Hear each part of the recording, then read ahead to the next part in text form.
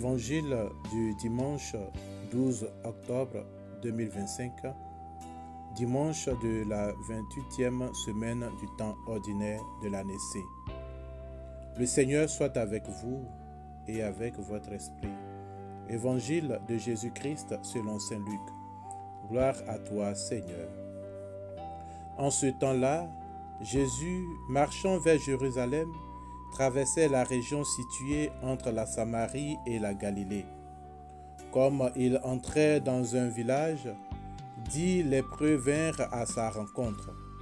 Ils s'arrêtèrent à distance et lui crièrent : « Jésus, Maître, prends pitié de nous. » À cette vue, Jésus leur dit : « Allez vous montrer aux prêtres. » En cours de route, ils furent purifiés.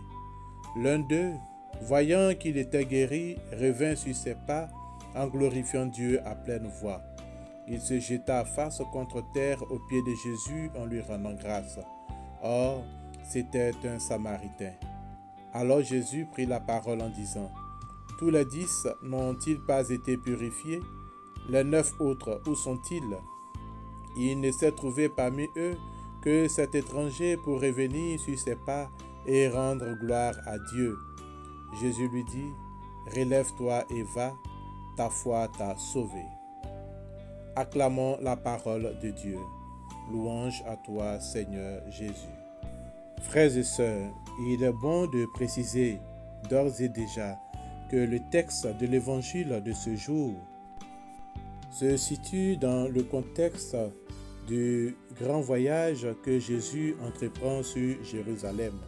Ce voyage commence déjà dans le chapitre 9, verset 51 de l'évangile de saint Luc, et qui dit ceci : « Comme s'accomplissait le temps où il allait être enlevé au ciel, Jésus, le visage déterminé, prit la route de Jérusalem. » Fin de citation.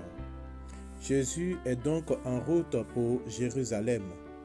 Et il sait que ce voyage le conduira vers sa passion, sa mort, mais surtout sa résurrection. Ce texte est en lien étroit avec le mystère de salut que le Christ apporte à l'humanité. En effet, notre récit d'aujourd'hui, qui relate la guérison des 10 lépreux, est un récit riche en enseignements à la fois théologiques et moral. Dans un premier temps, il nous serait intéressant de situer la maladie, c'est-à-dire la lèpre dont parle l'Évangile, dans son contexte historique. Être lépreux était donc la conséquence du péché. C'est pourquoi tous ceux qui étaient frappés par cette maladie devraient se tenir à l'écart de la vie sociale et religieuse. On assistait dès lors à une double exclusion. Exclusion de la société, mais exclusion aussi de la religiosité. Le lépreux ne pouvait donc pas prendre part aux célébrations liturgiques. Cependant, leur guérison devrait être actée et validée par un prêtre, ce qui les rétablirait de droit dans la société et trouver leur place dans la célébration liturgique. Le décor est planté. Jésus traverse la Samarie et la Galilée. Et nos lépreux sont composés de 9 juifs et d'un samaritain. Ceci est un fait notable. La lèpre a réussi à mettre ensemble des juifs et un samaritain qui, normalement, sont opposés. Ils sont unis dans leur statut d'impurs et de rejetés. Ce qui illustre que la souffrance peut parfois rassembler au-delà des divisions sociales et religieuses. Le cri qu'ils adressent à Jésus est l'expression d'une profonde détresse humaine et surtout d'un appel à la miséricorde. Contrairement à la guérison d'un lépreux par Jésus, dans le chapitre 5, verset 12 de l'évangile de Luc, l'homme était près de Jésus. Jésus avait tendu la main pour le toucher afin de le guérir. Dans cet épisode, Jésus se contente d'adresser une parole aux malades. Allez vous montrer aux prêtres. Frères et sœurs, l'acte d'aller se montrer aux prêtres, qui sont les seuls habilités la guérison et la pureté, est un acte de foi absolu. Ils ne sont pas encore guéris au moment où Jésus parle, mais ils se mettent en route. La guérison intervient seulement qu'en cours de route, comme fruit de leur confiance en la parole de Jésus. En les renvoyant aux prêtres pour le diagnostic, Jésus confirme la loi. Cependant, la purification se produit par sa propre parole et la foi des lépreux, soulignant que la véritable source de la purification est en Jésus et en Jésus seul. Leur chemin vers les prêtres devient le chemin de leur salut. Maintenant, les 10 sont purifiés, mais un seul revient pour exprimer sa reconnaissance.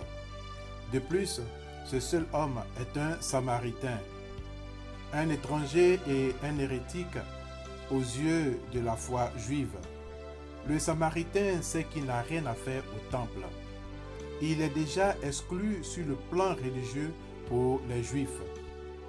Il ne se préoccupe donc pas de la procédure légale de purification par les prêtres du temple de Jérusalem, à laquelle il n'aurait pas eu de toute façon pleinement accès en tant que Samaritain.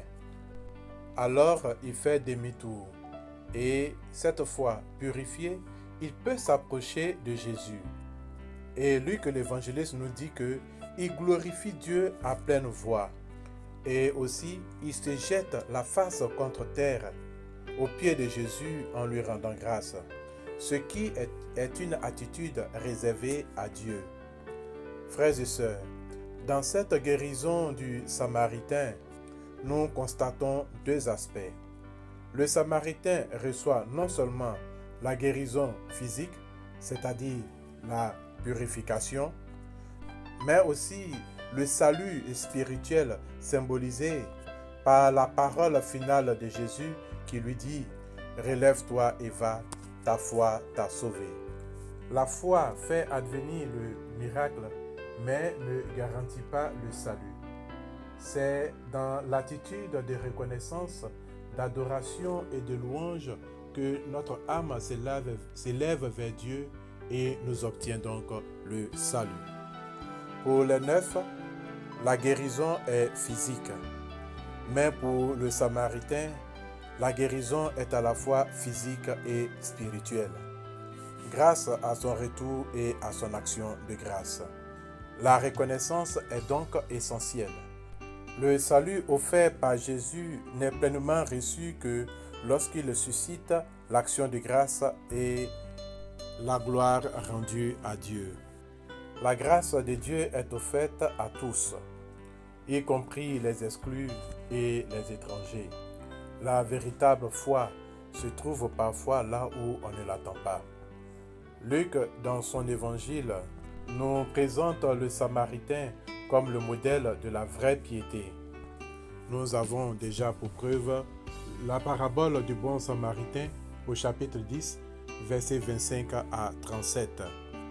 En faisant donc du seul étranger le seul reconnaissant, Luc voudrait souligner que le salut de Dieu dépasse les frontières ethniques et religieuses. La véritable réponse à la grâce n'est pas dans l'observance religieuse ou l'appartenance à un groupe, mais l'humilité et la gratitude du cœur. Frères et sœurs, sur le chemin de Jérusalem, c'est-à-dire sur le chemin du salut, Jésus entraîne tous les hommes, femmes et enfants qui le veulent bien. Quelle que soit leur race, leur ethnie, leur religion, il suffit seulement qu'ils soient prêts à faire demi-tour. Que par l'intercession de nos saints patrons, Marie et Joseph, la grâce de la conversion nous soit accordée, mais surtout la grâce de l'action de grâce à Dieu pour tous ses bienfaits dans nos vies. Bonne journée dominicale à tous et à chacun.